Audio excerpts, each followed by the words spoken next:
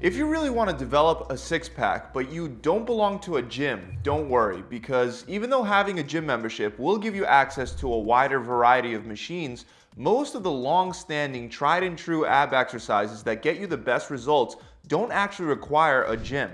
By performing the right exercises and by following a solid meal plan, there's no reason why you can't develop and define your abs right at home. So today I'd like to show you step by step exactly how you would do that. Before I go over the best ab exercises that you could do right at your own house, let's start first with diet. Usually diet is ranked more important than exercise, especially when it comes to the abs. This is because in order to see your abs, you'll have to be at a low enough body fat percentage to not have a bunch of fat covering them up. And the common assumption is that once you get under 12% body fat, you'll be able to see your abs. Unfortunately, this is a myth. Some people will have to drop their body fat percentage much lower than 12%, while others will be able to maintain their abs at a higher body fat percentage than 12%. But the bottom line is that without lowering your body fat percentage, it doesn't matter how bulky your abs are, they just won't show. So if you're serious about getting abs and you want to do it at home, you can do it, but you're going to have to eat the right way. There's no way around that. When choosing how to structure your diet, you'll first have to decide if you want to go for a strict or a flexible dieting style. While a strict diet may produce faster results, a flexible diet will be far easier to stick to for a longer period of time. If you can't stick to your diet, you're not going to get any results. So an easy option that anyone can start with is an if it fits your macros approach. You would simply track the amount of protein, carbs, and fats that you're taking in daily and make sure that you're hitting the right targets. To find out your daily targets of how much of each macro you should be eating per day to hit your goal, you can use the free macro calculator that I've linked up below. Once your plan loads, the different options that you can select, like the recommended option, ketogenic, and bodybuilder options, simply will offer you different macronutrient splits based on the amount of calories that you'll need to eat to hit your goal every single day. Now, the reason why If It Fits Your Macros is considered a flexible diet plan is because you can swap out certain foods on your plan for others as long as you still hit your daily targets for the day.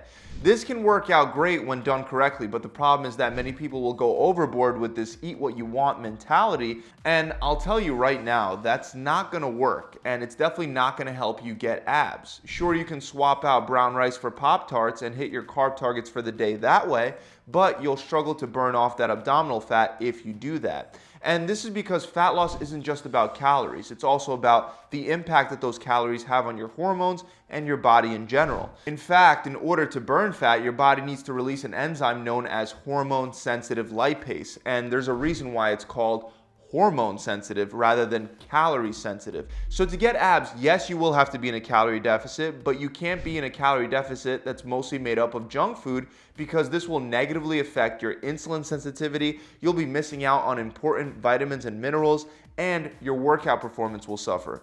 If you replace whole carbs like sweet potatoes and oats with sugary foods, it may also make it harder for you to actually stick to your diet because you'll begin to crave more sugar and because your leptin levels will drop while your hunger hormone ghrelin will rise. So the best strategy to make an If It Fits Your Macros plan work is to only swap out whole food for junk food in moderation. If the goal is to get abs, it'll help you quite a bit to follow the 90-10 rule, where 90% of the time you're eating a diet full of whole foods that are unprocessed and in their natural state, and only 10% of the time you'll be swapping in some foods that you crave. To apply this to yourself, if you're eating, let's say, 3 meals a day, you'll be able to swap for some junk food every 3rd or 4th day. Remember to keep in mind that even when you're swapping for the junk food, you're still trying to stay within your daily macro targets. This allows you to satisfy your cravings without going overboard. Now, your macros can be consumed within 5 to 6 square meals a day, or you can incorporate them into an intermittent fasting plan where you're only eating 2 meals a day. Both can work as long as you're meeting your daily macros with mostly whole natural food sources. To give yourself bigger diet breaks, you can also cycle your calories and macros by reducing carbs and fats, even lower to about a 30% reduction from maintenance calories. And you would do that for 2 weeks and then afterwards bring your calories and macros back up to maintenance levels for 2 weeks. All of these things can make it mentally easier for you to stick to your diet plan. Depending on how much fat you need to lose, it may take anywhere from a few weeks to months to see your abs. Now, seeing your abs, of course, depends on the other half of the equation, which is building up your ab muscles. So I'm going to list out the best ab exercises and the best training strategies that you can get started with right at home. But first, remember that for these exercises to continue building more and more ab muscle, you'll have to progressively overload your abdominal workouts.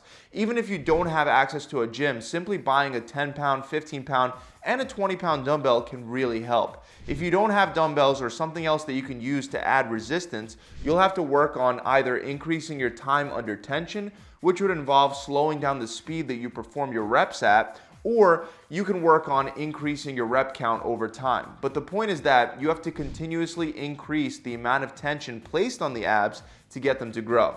With that said, one very effective but simple ab exercise that you can do at home is the raised leg crunch. With raised leg crunches, you would have your legs raised straight up at a 90-degree angle and your hands behind your head. While looking up at the ceiling, raise your shoulder blades up off the ground. You're not going to be sitting up very high. The goal is just to raise the shoulder blades off the ground and bring them back down. Make sure you're not pulling on your neck when performing the exercise. And when you're ready to start adding weight, you can do that by holding a dumbbell behind your head. Another great home ab exercise you can do is jackknives. You can do this exercise on a bench or on the floor. To begin, you would place your hands behind your back close to your butt for support. Also, extend your legs straight out while keeping your feet elevated off the floor. Sit your upper body up while bringing your knees into your chest at the same time. Then as you lower your upper body down, you want to do the same with your legs at the same time. You can also do this exercise with your hands reaching straight ahead out in front of you. To increase intensity, you can add a light weight in between your feet. The next exercise is a leg raise to a pulse-up. If you have something sturdy that you can grab behind your head for support, you can do that, but it's not required. You can also put your hands under your butt to support your lower back. But regardless of where you put your hands, the exercise remains the same. You start with your feet elevated slightly off the ground.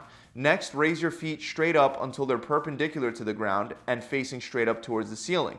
Then squeeze your abs and drive your hips up towards the ceiling, making sure not to bring your feet behind your head. You want your legs going straight up. And then you want to lower your hips back down slowly while squeezing your abs, and then repeat. You would be adding a dumbbell in between your feet for this one if you wanted to increase intensity, just like we did with the jackknives. Another great ab exercise is the V Sit Up. V Sit Ups and jackknives resemble each other, and some people refer to V Sit Ups as an advanced jackknife, but when doing V Sit Ups, you're bringing your hands above your head and raising your feet slightly off the ground. Then as you sit your upper body up, you want to raise your legs off the ground at the same time to ultimately come up into a position that looks like a V with your hands reaching for your toes. If you have a medicine ball, you can also pass the ball from between your feet to your hands back and forth. Or you can hold a dumbbell in your hands or in between your feet to make the exercise more challenging. The next exercise that you can do is by far one of my favorites, Navy SEAL sit-ups. Now, if you can't do this one, don't worry, I'll give you a regression in a second. But with Navy SEAL sit-ups, you'll start with both hands at the sides of your head and both of your feet slightly above the ground. Raise your upper body and your lower body up off the ground as if you're performing a V sit-up, except here, you're going to be bringing in one elbow to the opposite knee. Then you're going to return back to the starting position and bring the other elbow to the opposite knee. It's important that in this exercise, you bring your upper body and your lower body off the ground at the same time.